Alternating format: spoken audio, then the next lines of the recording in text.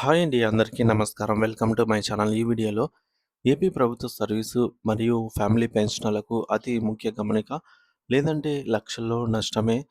పూర్తి వివరాలు ఈ వీడియోలో తెలుసుకుందాము. వీడియో ఎక్కడే గానీ స్కిప్ చేయకుండా ఎండ్ వరకు చూస్తే అప్పుడే ఇన్ఫర్మేషన్ పూర్తిగా అర్థమవుతుంది. అలాగే వీడియో చూస్తున్న ప్రతి ఒక్కరూ లైక్ చేయండి ఫ్రెండ్స్. ఈ వీడియోని తోటి పెన్షనర్ మిత్రులతో అయితే షేర్ చేయండి. కొత్తగా మన ఛానల్‌ని చూస్తున్న వారు ఇంకా ఎవరైనా సబ్స్క్రైబ్ చేసుకోకపోతే వెంటనే మన ఛానల్‌ని సబ్స్క్రైబ్ చేసుకోండి. సబ్స్క్రైబ్ చేసుకోవటం వల్ల నేను చేసే ప్రతి ఒక్క వీడియో మీ వరకు రీచ్ అవుతుంది. ఇక ఆలస్యం చేయకుండా వివరాల్లోకైతే వెళ్ళిపోదాము. సో ఫ్రెండ్స్, ఇక విషయానికి వచ్చినట్టయితే ఆంధ్రప్రదేశ్ రాష్ట్ర వ్యాప్తంగా ఉన్న వేలాది మంది కుటుంబ పెన్షనర్లు అంటే ఫ్యామిలీ పెన్షనర్స్ ఆర్థిక భవిష్యత్తుకు సంబంధించి పెన్షనర్ల సంఘాలు ఒక అత్యంత కీలకమైన మరియు ఆందోళనకరమైన అంశాన్ని వెలుగులోకి అయితే తీసుకొచ్చాయి. చాలామంది కుటుంబ పెన్షనర్లు తమకు చట్టబద్ధంగా లభించాల్సిన అదనపు quantum of pension, additional quantum of pension EQP అనే ప్రయోజనాన్ని పొందలేకపోతున్నారు. దీని అర్థం ఏమిటంటే వారు అర్హులైనప్పటికీ కేవలం సాంకేతిక కారణాల వల్ల లేదా అవగాహన లోపం వల్ల ప్రతి నెల తమకు రావాల్సిన అదనపు డబ్బును కోల్పోతున్నారు. ఈ ఆర్థిక ప్రయోజనం కోల్పోవడం అనేది ఒక నెలకు సంబంధించిన విషయం కాదు.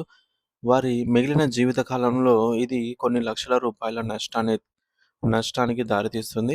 ఈ సమస్య ఎందుకు వస్తుంది? దీని వెనుక ఉన్న కారణాలు ఏమిటి? మరియు దీన్ని ఎలా పరిష్కరించుకోవాలో మనం చాలా లోతుగా వివరంగా ఇక్కడ తెలుసుకుందాము. ముందుగా additional quantum of pension AQP అంటే ఏమిటో మనం స్పష్టంగా అర్థం చేసుకోవాలి. ప్రభుత్వ నిబంధనల ప్రకారంగా ఒక పెన్షనర్ వయసు పెరిగే కొద్దీ వారి శారీరక శక్తి తగ్గుతుంది. అనారోగ్య సమస్యలు పెరుగుతాయి మరియు మందులు, వైద్యం కోసం చేసే ఖర్చులు కూడా అధికమవుతాయి. ఈ విషయాన్ని మానవీయ కోణంలో ఆలోచించి ప్రభుత్వం పెన్షనర్లకు కొంత ఊరటనిచ్చేందుకు వారి వయస్సు పెరిగిన కొద్దీ వారికి ప్రాథమిక పెన్షన్‌పై అదనపు శాతాన్ని జోడించి చెల్లిస్తుంది. దీన్నే మనం అదనపు క్వాంటమ్ ఆఫ్ పెన్షన్ అని పిలుస్తాము.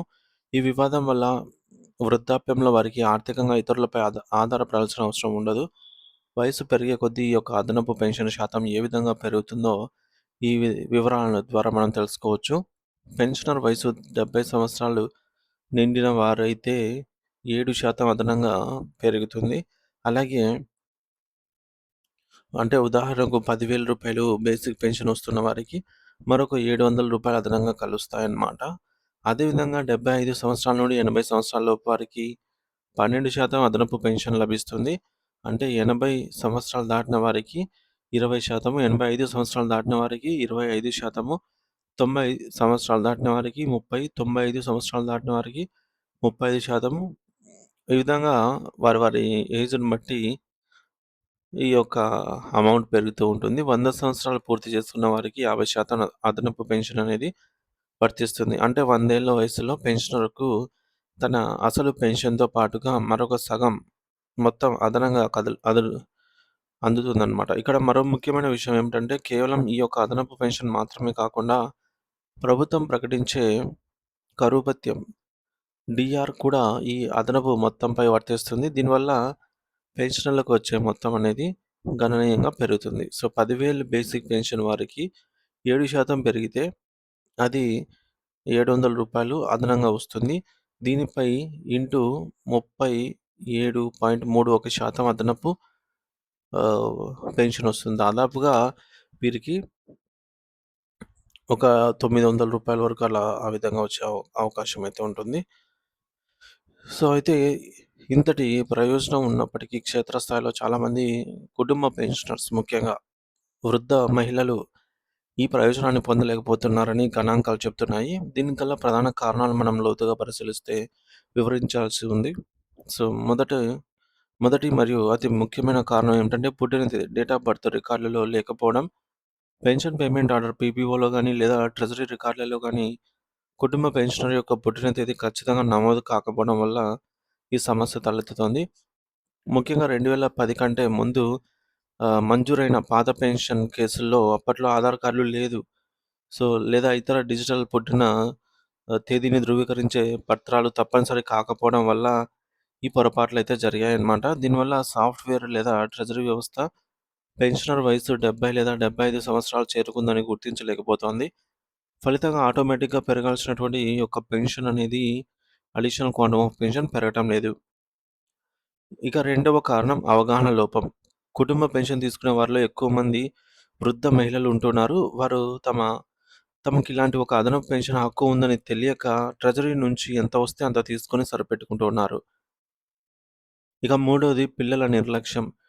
పెన్షనర్ల పిల్లలు ఉద్యోగరీత్యా దూర ప్రాంతాల్లో ఉండటం వల్ల లేదా వారికి ఈ నిబంధనల మీద అవగాహన లేకపోవడం వల్లనో, తమ తల్లిదండ్రులకు రావాల్సినటువంటి ఈ యొక్క ప్రయోజనం గురించి వారు పట్టించుకోవటం లేదు.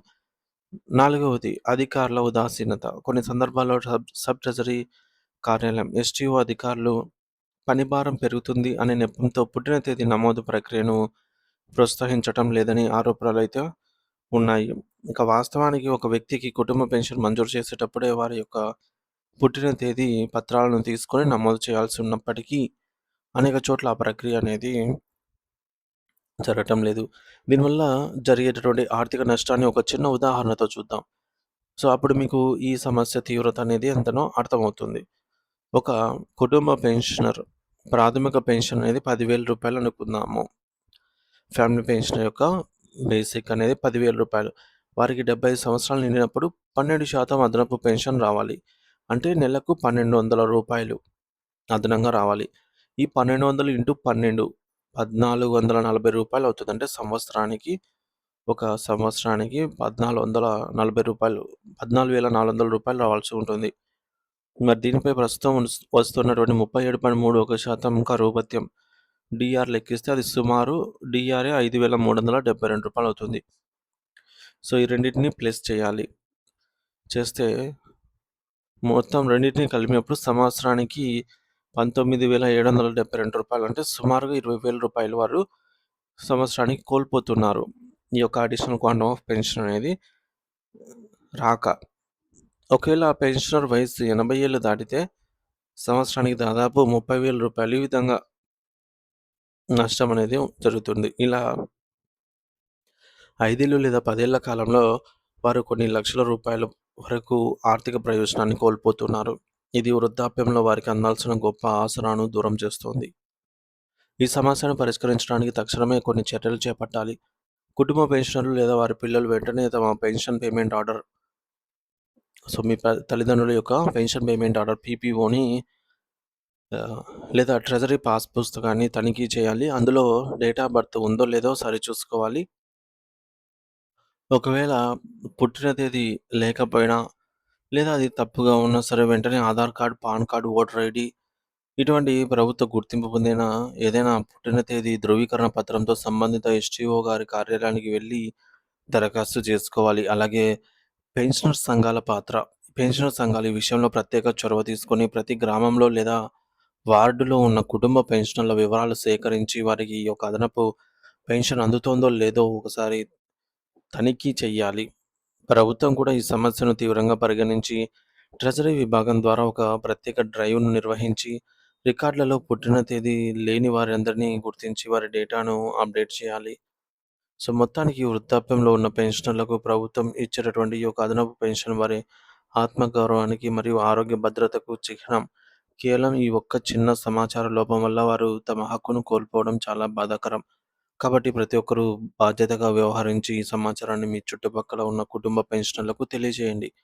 వారి హక్కులను వారు పొందేలాగా ఈ సహాయం అయితే చేయండి friends. Thank you for watching this video. అలాగే మీ అభిప్రాయాన్ని కామెంట్ ద్వారా తెలియజేయండి.